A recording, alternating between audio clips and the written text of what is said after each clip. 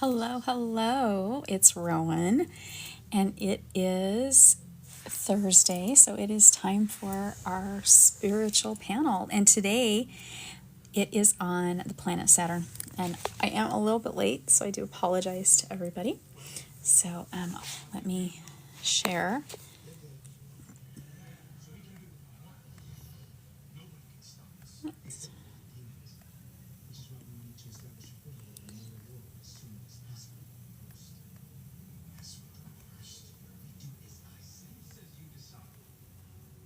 Okay. All right. Welcome, welcome. So tonight we are talking about the planet Saturn, and this is a 10-week series on the planets and how we can use them in our spiritual practice and in astrology. So, and sorry, I have been on a plane all day, and that's not going to work, and my phone is not charged, and it was late, so I'm going to have to, I guess, hold it. So it'll be a little different. So welcome everybody. This is an open panel, so if you have worked with Saturn and you want to join in, please feel free to request. And so tonight's topic again is the planet Saturn. So I'm going to actually start by jumping in and talking about how we can use Saturn in our magic, in our spiritual path, and then I'll go to astrology, and when Bren joins, he'll be taking on the Vedic astrology and the Western astrology too. So we're going to have just a fun-filled night as always. And so welcome to everybody. Don't forget to like and share the video so that more people know that it's going on. And I am trying to find a way to, my phone has to charge because it's dying. Yeah, that's not going to work. Sorry. When I'm not in my normal space. So, and you can't haul everything with you when you go out of town. So, so welcome. And I'll probably move as the phone charges again. So, all right, I'm going to jump into using the planet Saturn in our magical practices or our spiritual practices, because you don't necessarily have to be a witch or a pagan to use Saturn and use Saturn energy.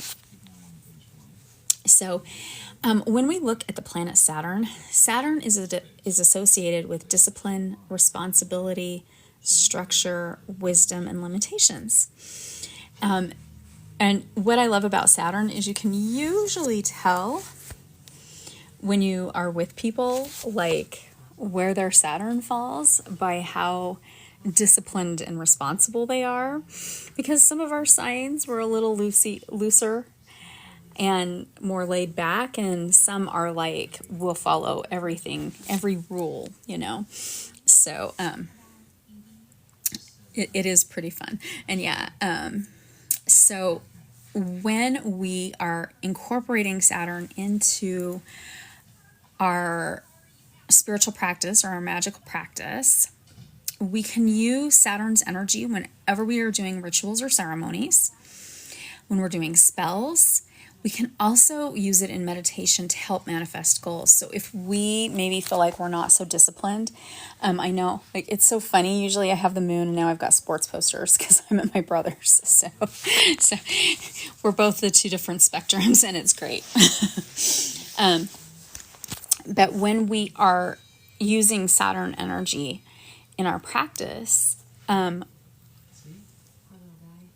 in our spiritual practice, if we're struggling with discipline, and discipline can be something as easy as I did get a Pepsi today. I usually don't get soda if I can avoid it. But it would be cutting that out. And sometimes it's hard, or if you have a sweet tooth, it's hard to do that. Or if you want to become a vegan or a vegetarian or a pescatarian, sometimes it's really hard to change some of these habits and be disciplined to do it. That same discipline does come to us when we're talking about even incorporating our spiritual practice. Like meditation, for example. Sometimes it's some people, it's easy to throw meditation in and do a meditation a day, and some people really struggle with meditation. And so we have to become disciplined in our practice. And responsibility, I know that is a hard one. My husband's, his Saturn, he's more loosey-goosey about it. Like, I'm always like, oh, we're going to be late for, like, you know, this dinner, or we're going to be late for this. And he's like, yeah, whatever, you know, even if I'm like bringing like something. So, discipline is also part of Saturn. So even if you are not pagan, but you're spiritual, you can actually use these principles in your everyday practice. So you can actually do meditations to help you increase your discipline and help you increase your responsibility, to help you come up with a structure. And also gain wisdom. Like, that's really super important, is the gaining wisdom part, right? When we are studying and learning, it's important for us to gain that knowledge and keep that knowledge. And that's what we use Saturn for. So we can also incorporate Saturn when we're overcoming obstacles in our own life. So whatever the obstacle is, we can call on Saturn for that.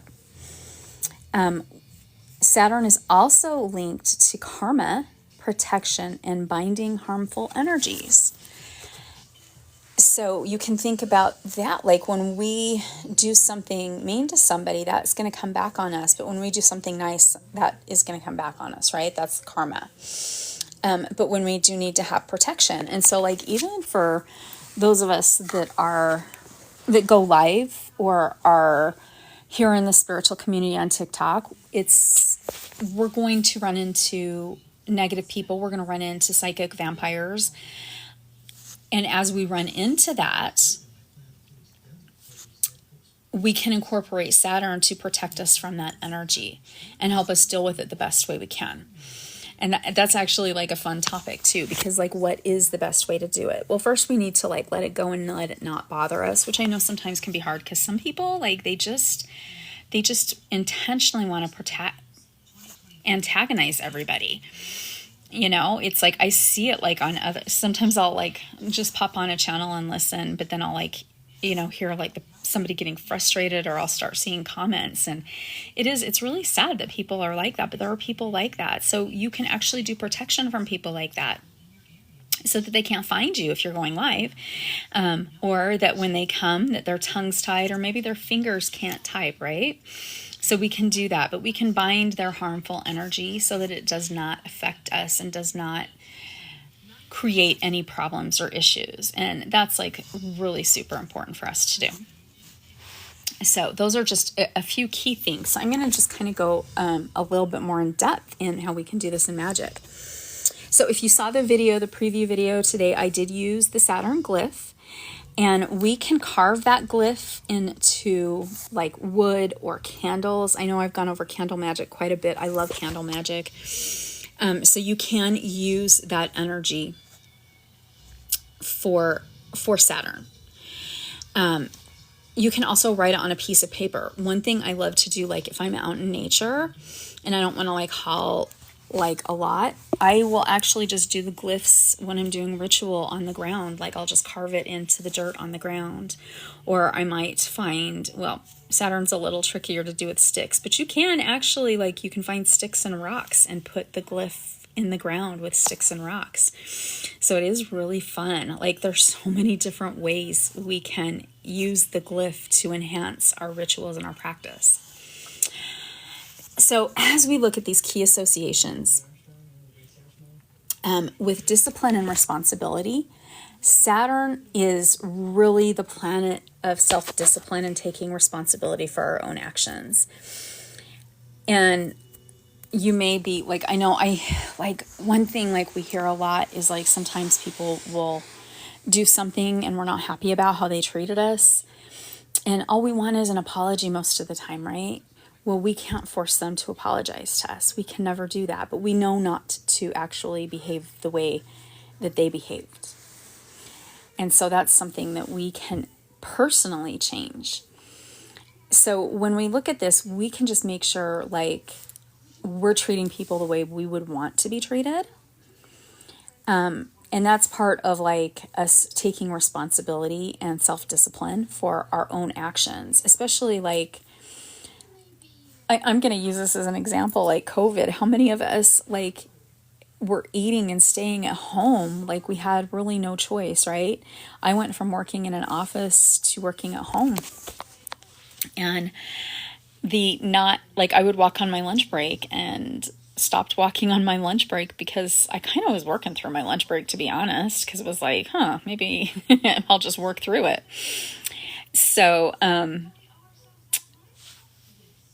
I snacked a lot, and, like decreasing the exercise, self-discipline went out the window, and what happened? Weight gain. And it happened to a lot of people. And now we're all fighting to like get back, and we have to get that self-discipline back that we had before. And so that's like something that's something that we can do with Saturn. So, all right, here's something important. Anybody can use this. Structure and boundaries. Saturn is there for structure and boundaries. So when we struggle with our boundaries, Saturn can help us with boundaries. It helps us achieve our personal growth and helps us achieve our goals. So how many of us sometimes have felt or just like yes men, right? Where people will be like, can you do this for me? Yes, yes, yes. That's a violation of boundaries. And then people will think they can ask all the time, and then it doesn't stop. And so when that happens, that's even worse, right? We become a doormat. So Saturn can help you. So you can just say, Saturn, give me that energy and help me create these boundaries that I need in order to have a more functional life and have people respect me more. And structure helps. Like, I'm an Aries, so fires can be controlled, but fire can also be wild, right? And I do better with a little bit of structure or but I can't have too much structure. So too much structure, there's a problem. So structure becomes really important too.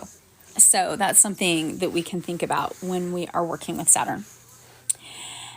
Saturn is also associated with wisdom, and this wisdom comes with age, with our experience, and with studies. And, the more we study our spiritual practice, the more we take what we are studying and implement it into our life, the better we become within our spiritual practice, and we get that wisdom, and that is from Saturn. So, all right. Now I wanted to go. Sorry, I was going to write my notes on paper and then did not. So I just threw my laptop in my backpack.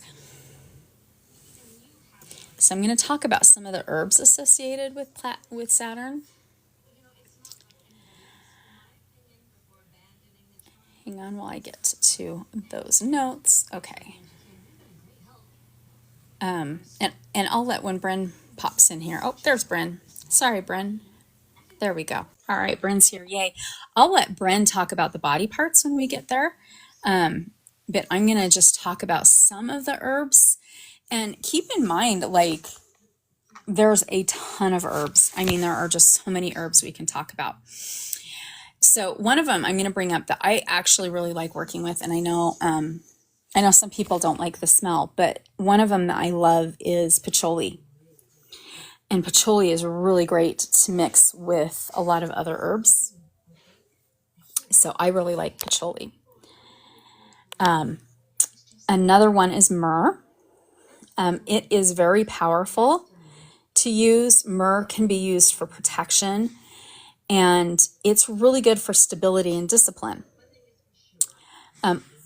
So that's really great to work with when we are working with Saturn. All right, and then we have sage. And I will tell you, for about 6 or 7 years, I've had Russian sage growing in my garden. Russian sage has this just amazing smell.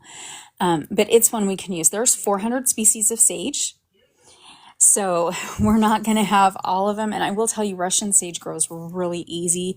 I grew up on the West Coast, and you do have to California white sage, it's very temperamental if you plant it yourself and grow it yourself. You do have to be in a desert area. Trust me, does not work if you try to do it in like the Midwest. But Russian sage works really well. And sage can actually promote protection and that discipline and that self-control that we need. So, and again, it goes back to that protection too. Another one is comfrey. And it is used for healing and protection. And when we work with it with Saturn, it helps promote stability and structure. Another powerful herb is horsetail. That's huge with grounding, but when we are working with it with Saturn, again, it helps us with that discipline and with that structure. All right. So I'm gonna throw out a couple crystals, and then while I pull up my notes on crystals, how are you doing tonight, Bren? Who? Bren? I'm not Bren. Crazy kid. But I'm good. I'm so tired. I'm flying. I flew out for my daughter graduates tomorrow. She gets her doctorate degree. She has a doctorate in law? A doctorate in law. Wow. I'm really proud of her. Really, really proud of her. But my flight was delayed, and I was like, okay, so I left like 30 minutes later for the airport, and then I had the worst Lyft driver. He was literally driving me into Chicago, and I'm like, no. So I was like, oh my gosh, now I'm going to be late. Oh, hello. Okay, this is my nephew. Oh. I have another nephew that won't go on, huh? Yes. My sweet boy. He loves his auntie, huh? Yeah. Yes, you do. And it's interesting you mentioned that your flight was delayed, because that's one of the representations of Saturn. He delays. Isn't that funny? Well, and then when I finally, then it took me forever to get through TSA. And then when I get to my gate, I'm like, I wanted to grab a water before we boarded. And then it was delayed again another 30 minutes. Yep, and so that's Saturn. Yep. Yeah. And then I landed 2 hours late, and I'm like, well, I had enough time to throw a couple slices of pizza down my throat. And I asked my human nephew, I'm like, all right, Auntie's getting you whatever you want for dinner tonight. He's like, pizza. I'm like, all right. Pizza it is. So yes, so Saturn has been with me all day. And if you're smart, if you know how Saturn is, well, I mean, even after this, instead of how people stereotypically want to push him away and shut him away, when you really understand him, what he's really trying to do, instead of trying to push him away, you're like, stay by me, old man. Why? Let go of me. Stop holding on to my ring system. Ugh, dang brat, let go. So it has been a Saturn-filled day. So I'm going to jump into some crystals, and then I'll do a little bit with Western astrology, and then I'm going to let you do your whole spiel on Vedic. So, and of course, Bren will also throw out some herbs and crystals, and I do not have any. Sorry, my dad was calling. I'll call him as soon as. Yep, that's Saturn too. It's something that's like, oh, here's an obstacle. Now what? Oh, now what? I thought I took care of everything while I was waiting at the airport. Like texting everybody, here's where we're meeting, here's who's carpooling, here's who's, my plane's going to be late. So. And it's interesting because today's the 8th, and the 8 is the number of Saturn. 8, the 8th. Yes. And again, not planned. Yep, not planned at all. It was just 10 weeks of the planets, and they've literally fallen right where they're supposed to fall into place with the universe energy. So, one of our crystals is amethyst, because of its ability to promote calm and focus. Iolite, and this is I have a stunning iolite necklace. It can also be a substitute for blue sapphire, when blue sapphire is one also. But it is linked because it amplifies positive energy. And blue sapphire brings wisdom and clarity. So smoky quartz is another one. Smoky quartz helps us navigate discipline and responsibility. Black obsidian, which is one of my favorites, is associated with, it actually promotes transformation, that Saturn will help us with the transformation process, but it absorbs negative energy. And I teach this in my crystal classes, but black obsidian, in my opinion, is one of the strongest crystals for protection from negative energy. It doesn't break. It will be your lifelong friend. So I love hematite, but when hematite sucks it all in, it breaks. So you have to make sure you're cleansing your hematite. Now, keep in mind, I cleanse my crystals all the time, but black obsidian, just hands down, it's extremely strong. Another one I love, lapis lazuli. And lapis lazuli helps us with our wisdom and our spiritual goals and our spiritual growth. And then we have tourmaline, and it will help us navigate the lessons that Saturn is trying to give to us. So very important for us to have that with us. Actually, you know what, Brian? I'm going to let you go ahead with the Vedic, because I still have to pull up my notes on my laptop for Saturn. I thought I pulled up my zodiac notes, and I pulled up Venus. Oops. Yep. It's Saturn again, just like, oh, ha, pretty lady. I'm happy she's going to talk about you. Wait, talk about me? Oh, fine, whatever. Yeah. What are you thinking? So yeah, I'll let you go. I'll let you take it with the Vedic astrology. Well, let's see. I don't want to jump too deep, because I want you to be able to finish all your things, so that way I don't be like a filibuster and keep going and going and going. Or, because I have a huge fandom for Saturn, and people look at me funny when I say that, and they think, are you a masochist or something? No, I just understand the guy. So, okay, let's see here. Where do I start with Saturn? Okie doke, well, let's see here. In the Vedic system, Saturn, also known as Shani Dev, and if you also notice my background, it says Lord Shani for Dummies. That was the title of my series I did on YouTube to make people stop hissy-fitting about him. But he is known as Shani Dev, and Shani means the lame one, the one who moves with a limp, the one who is slow. But if we're going to try and figure out the nature of Saturn, Shani Dev, the primary number one thing that Shani or Saturn is, number one, he is rebellious. He is defiant. He tells Surya, his father, the king, oh, you want me to do that? Nope, you do it. I'm not doing your crap, king. Get off your tushy and you do it. Oh, you think you're hot stuff? Well, I'm going to care about the people over here. Everybody else except you. Ha, how about that? What you going to do? Nothing, because you're stuck. Ha. So, in the diameter, including his whole entire ring system, which, by the way, that is also symbolic of Saturn, because Saturn, as a planet, based on just how he is, his appearance, he represents the actual solar system, and the planetary part in the center represents the sun, and each individual ring system represents a planet and a certain asteroid, and he accompanies all of that, just based on the symbolism. It takes approximately 30 years for him to go around the whole 12 zodiac sign belt. He takes about 2.5 to 2.7 years, depending on his retrograde motion, to get through one sign.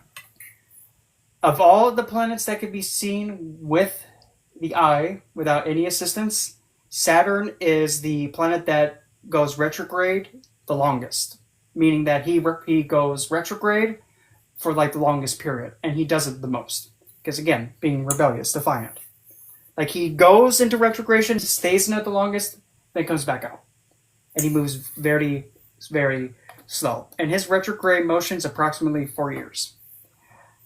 He has dominion over the signs of Aquarius. That's his Modracona, meaning that's where he feels his most comfortable, and that's where he also considers his office.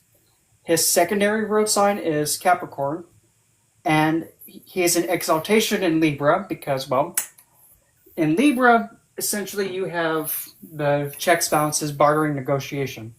As much as you think that Saturn is a planet that wants to just be all like, oh, look at you playing the new Jackass part of that movie, bonk.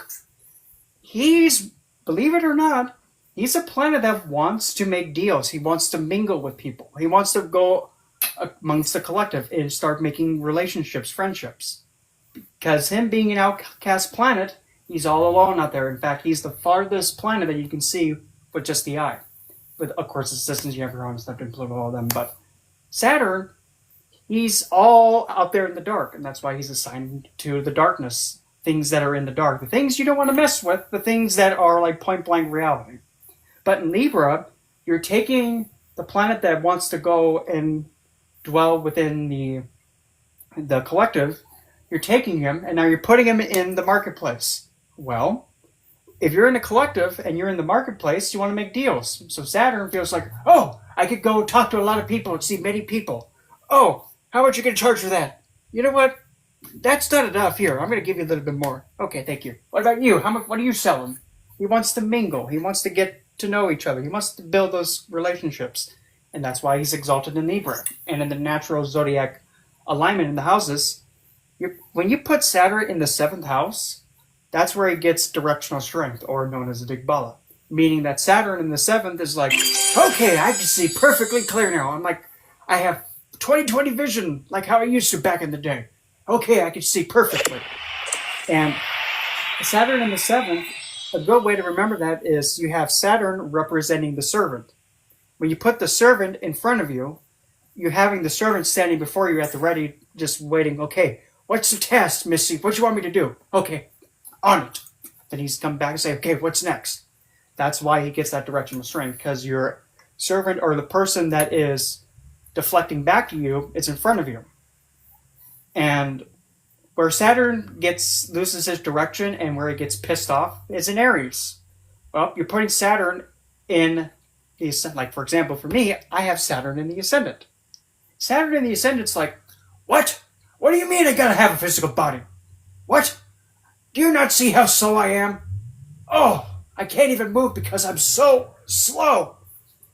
But in Aries, the best way I can describe it is think of you having Saturn, an old man, and now you're telling him, okay, we're going to have you run the 500-yard dash. Do you not see this walking stick kid? I can't run. Oh, you got this. God, your kids are stupid. Fine. Oh, falls and breaks his hip. That's Saturn in Aries. That doesn't mean it's weak or bad. It's just that's how the energy is going to be at a core level. How you work with it is the most important. And Saturn is the final planet that you can see without any kind of support from a telescope. Saturn reaches his maturity at the age of 36. And Saturn is the last physical planet that is known to mature at 36. He's the last one. The last physical planet. Rahu and Ketu come next and later. Saturn's magic number is 33. Why 33? Well, when you have all sides of this specific layout, the 33rd year is the year that one truly matures from a young adult to an adult. There are several stages in adulthood in a human's life. For example, 18, 21, 25, 35, 36, 42, and 48. And those numbers are showing that age of maturity. 18 is, of course, deemed like, okay, legally you're an adult. 21, you're legal to have a cold one. 25, your insurance rates go down. Yeah, those are just some examples. But when we are thinking about Saturn, like I said, who is Saturn? People think, oh, he must be the mean one. He must be the cruel one. He must be the one that tells you, stop being dumb, you doofus. I do this because I care. Oops! He's rebellious. He rebels against the hierarchy. He rules over and always takes a stand for the 99%. Anything that involves those in power, Shani has strong opposition to. And In the Vedic text, Saturn is known to be the son of Chaya and also the stepson of Surya. And as the tale goes, upon seeing Saturn being born, Surya disowned Shani and casted him out. And because of that, Saturn then went back with his mother, Chaya, to also then combat and advocate for her rights to be Surya's wife. Because she gave out the most effort to provide for not only her stepchildren, but also her own children. And in doing so, Sanjana, who is King Surya, the sun's actual wife, was there. And in all that, this huge, heavy debate between both of them, Saturn and Sun, they were starting to go at each other. Then Chaya suggested, why don't we just go? So then when Chaya and Shani were about to walk out the door, then Surya taunts Shani Saturn. Saturn, with an intense loathe and immense...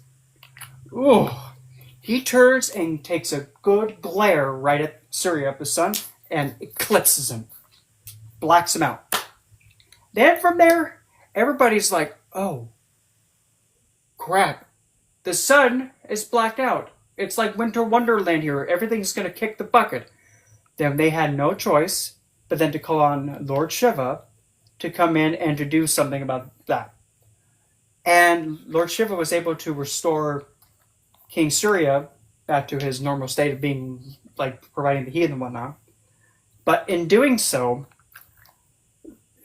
Lord Shiva told Shani that, and also blessed him that, and made it known to every Deva and Devi and goddess known, that anybody that honors and values their mother will receive not only blessings from him, but from all the gods and the Devas and the Devis and the goddesses.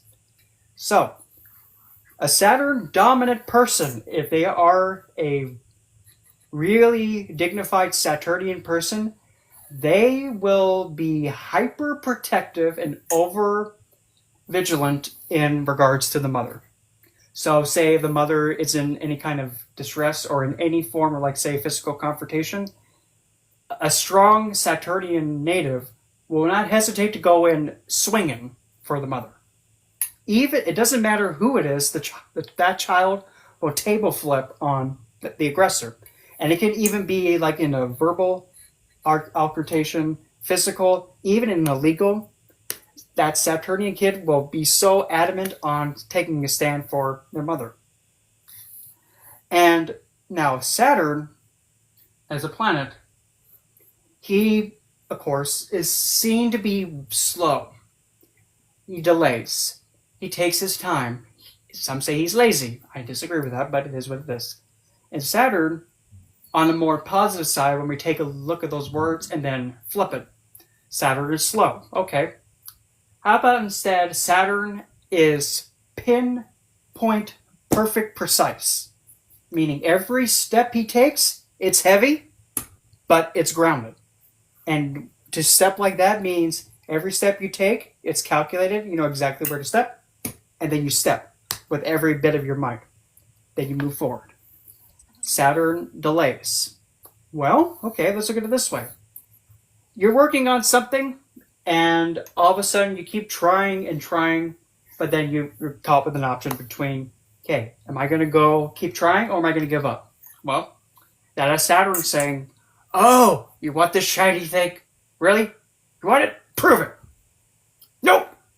Okay, up or down. Come on. Nope. You know what? Here, I'll give it to you. Nope. And that's how Saturn is making you work for whatever it is. And Saturn really wants you to work for it, because if you truly want something, it don't matter how many times Saturn knocks you on your caboose. You'll keep going until you get it. And when you, who knows, maybe the 300th time, the 5th time that you try, Saturn gives you the big boost that you need to get to it. You never know. But it's, again, when you provide that consistent effort towards something, as soon as you get it, you value it. You take a lot of precision care for it. You cherish what you have worked for. And in terms of let's see, okay, slow and takes a long time for things to form. And also Saturn is anything that takes a long time to form. So crystals, gemstones, bones, even developing something, for an example, like a developing fetus of any animal or person. That is Saturnian because it's taking a long time to form and everything has to be pinpoint, precise, perfect for it. And Saturn, getting a drink. And Saturn is a planet as well that is quiet. He doesn't speak, but when he speaks, it is direct to the point, and it's where it's like, well, all right then. Well, you're stupid. Damn brat. But that's also a symbolic of Saturn also being very observant. And as a planet, Saturn is the one that's the farthest out. So if we're looking from the Vedic perspective, Saturn is able to see everything. And before he steps, he's thinking and calculating. Think of Saturn like a chess master. Every move that he's going to do, no matter how long it takes, but when he goes for it, he steps with all of his might. But now, when we're going to go into the field of anything pertaining to the occult, Saturn has dominion over the occult too. But at the same time, Saturn is also having dominion of anything that is realistic, practical, down to earth, and things that must be logical, and they have to make sense. And they have to prove that they are real right then and there, otherwise he's going to rebel against it. So, good example. If you're going to a Saturnian person and you're trying to explain astrology to them, the first thing that they're going to say is, oh, prove it. Show me why this is real. If you cannot prove to them that astrology is real, they will completely rebel against it for the rest of their life. That's how Saturn is. He wants to prove right then and there. And if it works right then and there, Saturn will take that quality or trait or skill, and they will become so proficient with it that it's like they can do it with the back of their hand because they invest such a long time in their skill and development. And Saturn, as a planet, believe it or not, is the planet that is the most, let's say, of the planets, Saturn is the one that's keeping you alive, and he's contributing the most. Why is that? Well, Saturn is an airy planet. And in the 7th house, in Libra, where he's exalted, and in Swati, which is the breath, where he gets his deep exaltation, he's the breath. And he's keeping you down to earth because of gravity, too. That's also Saturn in structure. And Saturn also does the professions that nobody wants to do. Any kind of work that makes you go, yeah, I don't want to do that, but it has to be done. Because Saturn doesn't understand, oh, work? Okay, well, it has to be done. Fine, I'll do it. But if something is like, say, sewer work, even also doing anything that involves like having to deal with, let's just say, conditions where you're like taking care of people who are like critically injured, like disturbing scenes, that is Saturnian, because Saturn is taking the harsh, dark, cruel reality of this world and saying, okay, it's in your face, what you gonna do? Oh, you're going to face it and help this person even though you're about to queef? Good. Good job. Keep going. But the minute you turn your back away from that, that's where Saturn will come in and say, oh, hold on. You signed up to be a nurse, kid. So this is part of the job. Do it. And Saturn doesn't take excuses. Anything that you're refusing to take your responsibility for, Saturn says, oh, okay. Just because you said you didn't feel like it doesn't mean I'm going to come around with it attached to my walking stick and bonk you in the head with it and say, do it. Because somehow, some way, it will happen. And when it comes to marriage, relationships, some people think that Venus is by far the most absolute, most important planet for relationships, marriage, and whatnot. Okay, yes. But here comes the big major thing. What good is a marriage if you don't have the duty, commitment, and sacrifice for it? You need to have Saturn to bless it because of Saturn, he's the one that says, oh, we just fought for the 5,000th time this week? Yeah, I know. I'm not going nowhere. Because I said I'd stick, so I'm sticking. Damn it. So, Commitment and vows is what Saturn is all about. You give your word, you don't honor your word, Saturn will come around saying, hey, I hear you didn't do this. Now guess what? Now you're going to do it. I didn't ask you, you're gonna. And Saturn is also associated with anything pertaining to fossil fuels and coal, because that's deep within the Earth. And now Saturn is also a Kataka, meaning a significator of the houses 6, 8, and 12. Now Saturn, having rulership of those houses, the Dashana houses, they're stereotypically seen as the quote-unquote malefic houses because they challenge you, they cause disruption, they make you face things where it's not really comfortable. Yes, and also black diamonds. Any stone, technically, any stone or crystal is Saturnian because it has to go through its growth cycle. And crystals, gemstones, they take a long time to grow, especially the ones that are lab grown. Everything has to be pinpoint, precise, perfect for a stone to be formed. Certain minerals had to be weaved together, certain elements together. It is just mind-boggling. And when we have Saturn now coming to, like, say, planetary friendships, Saturn is bitter enemies with the sun. Saturn is enemies with the moon because, well, Saturn sees the sun and the moon as like, oh, look at you two royals up there. Oh, woo. We have he who flames most and she who cries crocodile tears every time. But what's so good about them? They do nothing but sit there and look like they fancy or something. Stupid bastards. Why'd you even marry him? He's a flavor. Dang moon. That is Saturn. He doesn't like people that are like high up. I think we lost you for a second, Bren. Stupid bloody phone. Bonk. Right? Please call us when we're and Mercury, the good way to think of Mercury is like the younger sibling or like your younger sibling, and Venus is like your brother, is like your sister. When you have Saturn going along with the grandkids, Mercury and Venus, Saturn loves being with them. And in fact, there is a certain yoga combination of Mercury, Venus, and Saturn, because what they do is they take the elements of desire and artha, desire and sustainability, artha, kama, which is altogether 2 and the 3rd, the 6th and the 7th, the 10th and the 11th. They activate those houses just being together. And those 3, compared to all the other planetary friendships, they are the most best of friends. There are no other planets that are more friendly than those 3. And when it comes to like Venus, Saturn sees her as like the most intimate friend. Saturn sees Mars and is like, oh, yeah, whatever you say, you little red guy. Yeah, you're tough. Sure, whatever. Don't care. Towards Jupiter, he's neutral because he's like, oh, hi, Guru. You know, you really got to stop eating the pie. Yeah, I get it. Everybody gets whales. But hey, you got to put some of those whales back.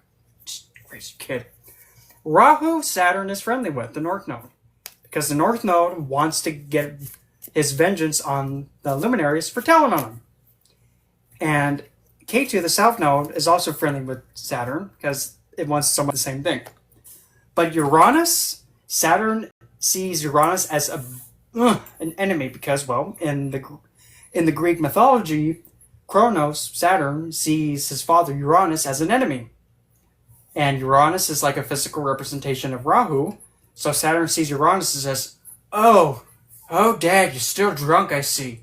You know, for as old as you are, I can't believe you still crack cold ones. You better be careful because you might roll yourself off a cliff.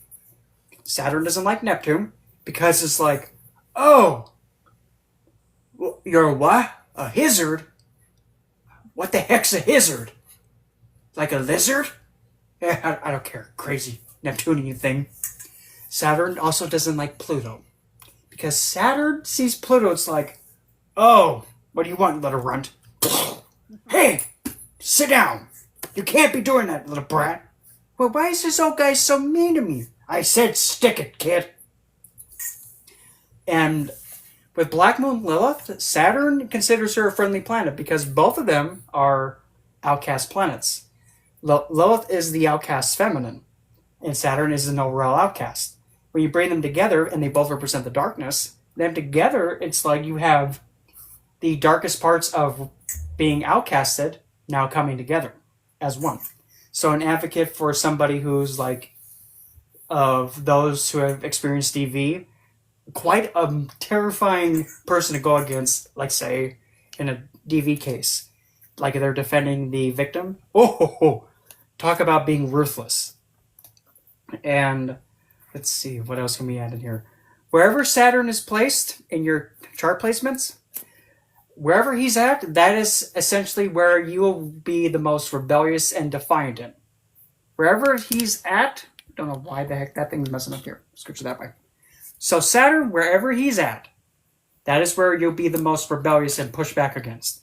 So if you have Saturn in the ascendant like I do, you'll be rebelling and defying against yourself. Meaning, you'll primarily be focusing on mainly other people, and it's hard for you to focus on yourself. It is what it is. It's not bad or good. How are you going to use it? And there is a combination, and I'm going to say this right now, that is known as Vish Yoga. Vish means poison. Yoga means unionship with God. Poison unionship with God. You think that must be horrible. No. In fact, if you look at it in the text, it says when Mahadev, Lord Shiva, consumed the poison, that would have, ended existence. That is Vish Yoga. It is intaking the poison, rescuing others so that way they won't have to endure suffering, and then they take it upon themselves. That is what Vish Yoga can represent. And when we take a look at probably the two most prominent things that ever happened when it comes to Saturn transit and anything pertaining to Saturn, Saturn return. Now, first and foremost, Saturn return. From my experience, having it go over my head, and also my second phase of Sadasati directly over the moon. Whatever you say Saturn is going to do, he will plop it on your head. Meaning, if you're going to say, oh, Saturn's going to play golf in the head, well, that's what's going to essentially happen. But in my case, I knew, because when I started learning, Saturn was right behind my ascendant. So for me, I was thinking, instead of being like negative Nancy, I'm thinking, oh, something good's going to happen. Right when Saturn steps right on my ascendant degree, I know something good's going to happen. And lo and behold, as soon, like down to the exact second, when Saturn stepped right on my ascendant degree, on top of my moon, and pretty close to my own Saturn, exactly that was when me and my significant other reinstated our vows. And that was my most desired wish. Exactly, that was precisely it. So Saturn was like, oh, you want this? Okay, let me see how much proof you've done. Holy crap, kid. Here, you earned it. Good job, kid. Oh, you make me proud. But get back to work, damn it. Because that's what Saturn does. He wants to work. He wants to provide his and do what he's supposed to do, his karmic service. But that also means this, though. If Saturn provides the work, he wants his due reward for it. Because he wants to enjoy the fruits of his labor. Saturn isn't just all about like making you have to suffer and go like having the gut checks to your stomach and not the wind out of you. No. And Saturn, because I'm even starting to lose my voice, and I'm getting like, oh, hi Saturn, I know what you're doing. I'm gonna push through it, because that's how Saturn tests you. It's like, oh, you think you're tough, huh? Prove it. Okay, if you insist. So Saturn, when he's in signs that are either Taurus, Gemini, Virgo, Libra, Capricorn, Aquarius, he's comfortable. But when he's in Aries, Cancer, Leo, Scorpio isn't so bad, Sagittarius isn't so bad, Pisces isn't so bad. Those are the first signs, the earth and air signs he can handle, but the other ones, the wet and burning ones, he's not really fond of. But, however, he does also have dominion, rulership of all the hearts of the water signs. Meaning, and those parts of the water signs are called Pusha, the divine nurturer, Anuradha, which is one of my favorite nakshatras, which is the devoted one of Radha, And and then there is Uttarapadapa, which is the ritualistic altar on the back legs, or the back legs of the funeral cot. And all of those have something to do with Saturn. Saturn is the rewards of your effort to get yourself nourished this life. Anuradhab is, believe it or not, this might make you think, wait a minute, Saturn has dominion over them? Saturn has dominion over long-term friendships. Friendships that last from all the way to pre-first grade, all the way up until your last breath. That is Saturn, because those are friendships that are lasting a lifetime. And the Uttarapadapa is the side of Saturn, which is understanding that the harsh reality of the end of it all is this, and then you have to take the truth of it. And easier said than done. But as in terms for plants for Saturn, now Saturn is tightly associated with any poisonous plant, any toxic plant, any plant that makes you get afflicted with an ailment. That is Saturn. Saturn is also really attuned to any kind of plant that challenges another plant to grow, like weeds or a parasitical thing. And Saturn is also associated with any kind of plant that supports the bones. So you can even say, to be more specific, like oleander. In fact, that is one of the plants that is in the Vedic text assigned to Saturn. Purnandi Nadi, that is. And Saturn also represents anything that is a plant that is a bit like a pest, like weeds. That is Saturnium. Ivy is Saturnium because it grows and it wraps. Saturn is also algae as well.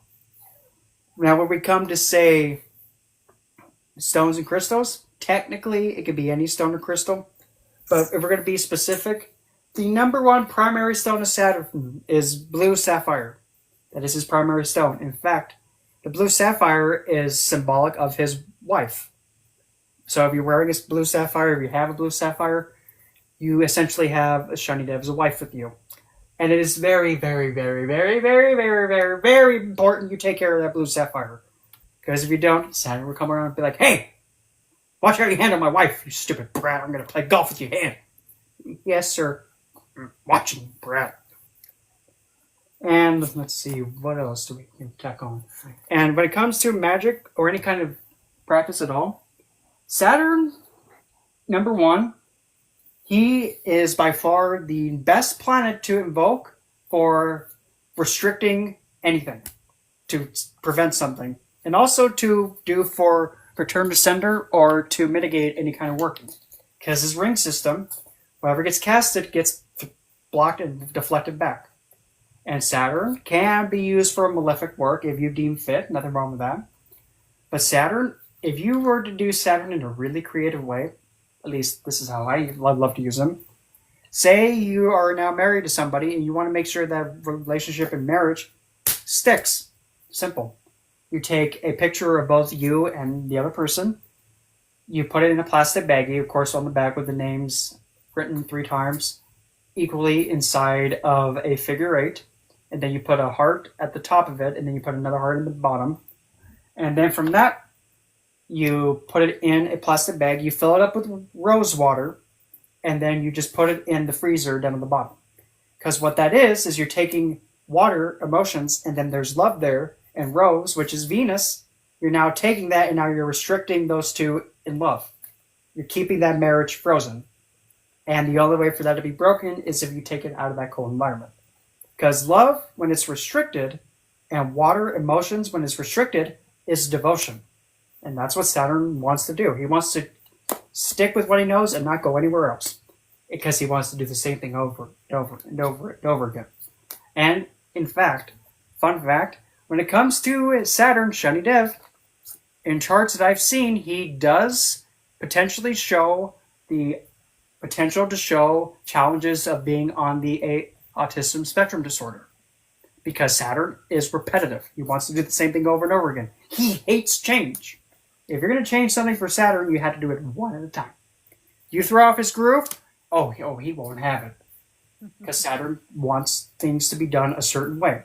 And he's a perfectionist. But the thing is, him being a perfectionist and being so harsh on you, he's doing it because he cares about you so much that he wants you at your best all the time, and he knows you can do it.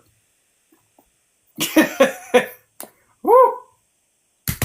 I gotta catch a drink now because yeah, I'm starting to lose my voice. Yeah, it happens very easily because we have so much information to share. Well, while you're taking a quick drink, I'm probably not going to go as long as I usually do just because we've got to get up early for graduation ceremonies in the morning. But I do want to go over the Western astrology really quick, very, very quickly, just touch on it. And you're going to see like there is an overlap because Bren and I are learning as we have incorporated Saturn with all its wisdom. We do have a beautiful overlap. So, in Aries, Aries is a very fiery. It likes to teach patience and perseverance in overcoming obstacles.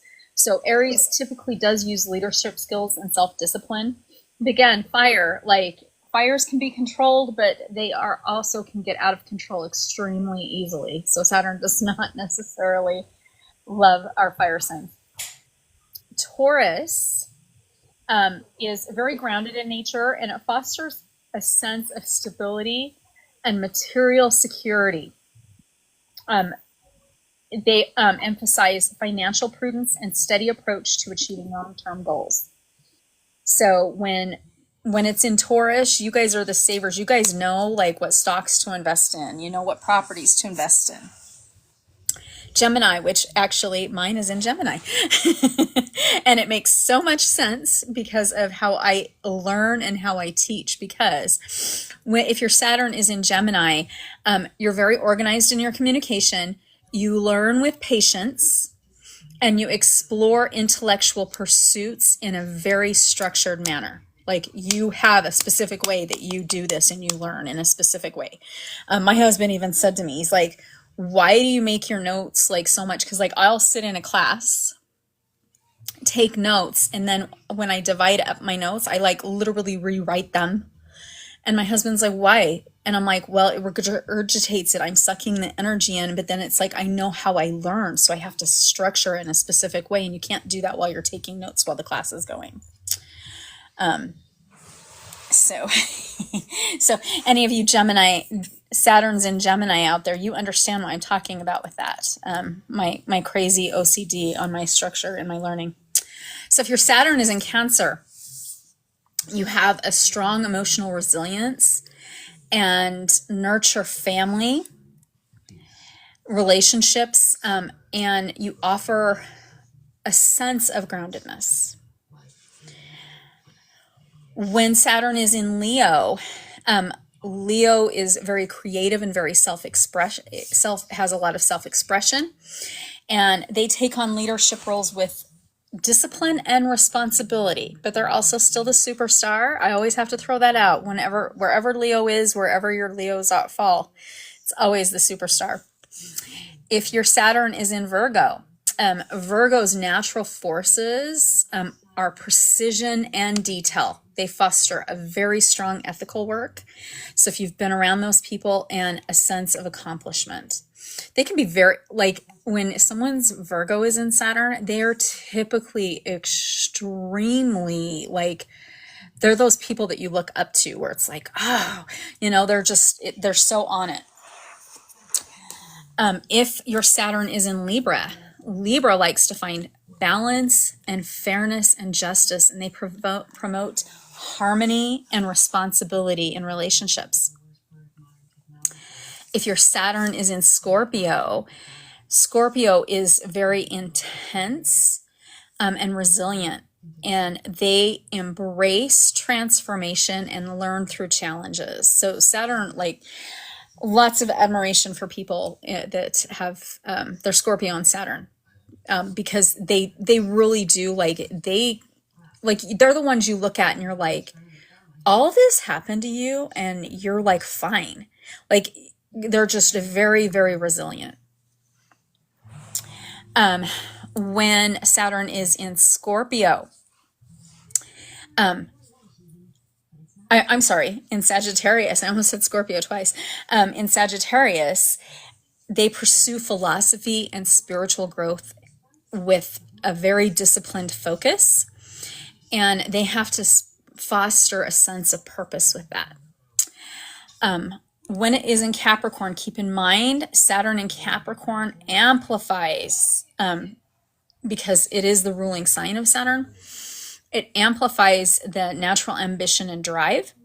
It encourages building structures and long-term goals. And Capricorn is very organized. They take on responsibility with a very steady approach. If your Saturn is in Aquarius, this is co-rules with Capricorn. And Aquarius embraces innovation and the humanitarian spirit with discipline and a sense of purpose. Yes, Aquarius is another one that you may be around when they're incorporating their Saturn that you're just in awe of. And finally, our last zodiac sign, Pisces. It enhances Pisces' sense of compassion and creativity. And they typically will embrace discipline in their spiritual and their artistic pursuits. So they do it in a very, very beautiful and emotional, creative way. So those are just some of the little takeaways. Bren, did I miss anything that you want to add? I mean, I know there's so much, this is just so, we're really compacting a lot of beautiful information together. I would say also, let's see here. Well, another thing I also want to sprinkle in, Saturn is any individual that is afflicted with an ailment, disability, an elder, or somebody who is afflicted with a chronic condition. So anybody who is homeless, that is a Saturnian person. Anybody who, like a combat veteran, and say they're missing a limb, that is a Saturnian person. And when you take care of a Saturnian person, as much of a challenge it is, it feels the heaviest, this deep, heavy internal feeling of, I helped this person take a lot of stress off of them. And when you do that, Saturn is pleased. And when you please Saturn, every other planet has a chance to be happy. If Saturn's pissed, it don't matter. He has to be taken care of first. Saturn's mad, nobody has a chance to be happy. When Saturn's happy, everybody else can have a chance. Because Saturn, he's the one that's holding everything in place. And in fact, the original old charts, the way they were drawn, they used to have the sun in the center and all the planets around it. But then on the very out, past where, beyond Jupiter, there's the planet part of Saturn, and then the ring system was coming over the top of the whole solar system, essentially back then, and holding it within his grasp of the ring system. That was Saturn. He was holding everything, and then here comes Uranus breaking that. But still. So Saturn is watching every little move you make. And when you made a mistake and if you come and fess up to it, Saturn says, okay, don't do it again. Now go away, brat. And there is also another thing, I kind of feel like there's urge just to explain this. The reason why Saturn does very well in the sign of Gemini is because, you have one and then other, the male figure and the woman figure coming together on an equal level to better understand each other. Well, what does Saturn want to do? Where is he exalted? Libra, to barter and negotiate. Well, to negotiate, you have to understand somebody. That's why Saturn does well in Gemini. Because now he's taking his time, he's trying to learn, okay, so how do I learn how to understand this guy? I gotta what? I gotta listen, I gotta be patient. Okay, I can do that, no problem. What else do I gotta do? I gotta invest my time in it? Oh, that's not a problem. I got this. And what else I gotta do? I had to be able to adapt. Yeah, I'll figure it out. I think I got this. I can get my skills, no problem. Okay, watch this. So, what brings you here, Missy? What you doing today? Oh, really? Back in my day, I remember when I used to do that too. But I ain't as good as I once was. That understanding to build that communication and that gap together. And that's how that forms then into Libra and that bartering. And then those two go out and do the things of Aquarius. Oh, yeah, now my voice is about to go, okay, I quit. Well, and I was just going to say, I just heard my brother get home and I wanted to say hi to him. Oh, yeah. So, but this has been such a beautiful discussion. What we'll do is next week is Neptune. Oh, I thought it was Uranus. Oh, we can do Uranus because I haven't done a thing. We'll do Uranus. Whichever. Which up? Yeah, okay. I'll message you and tell you which one. Okay.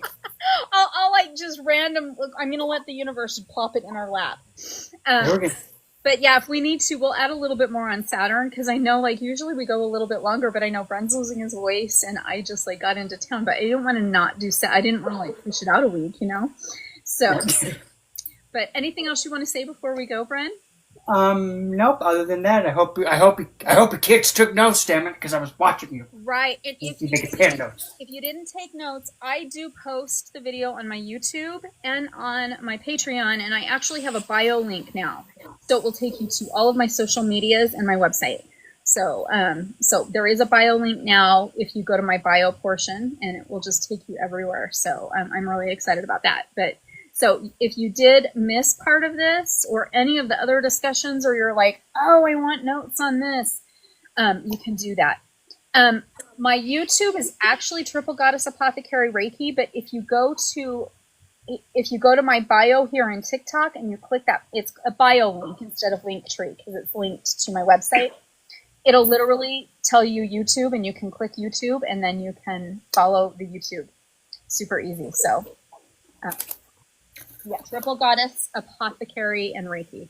I know it's like I want long. And if you need me, I can just message me if you want me to send you my bio link so you can find everything. So everybody, thank you so much for joining. Thank you so much for all of the hearts and for the gifts. Both Bren and I really do appreciate it.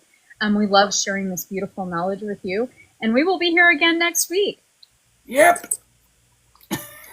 Yep. Well, we'll be here Sunday. Sunday we are Sunday. I will actually be back at my regular home, and it will be book club, and we are doing the throat chakra.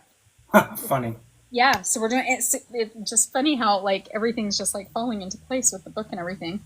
So, all right, thank you everybody. Have a beautiful evening. As always, merry meet, merry part, bright blessings, and namaste.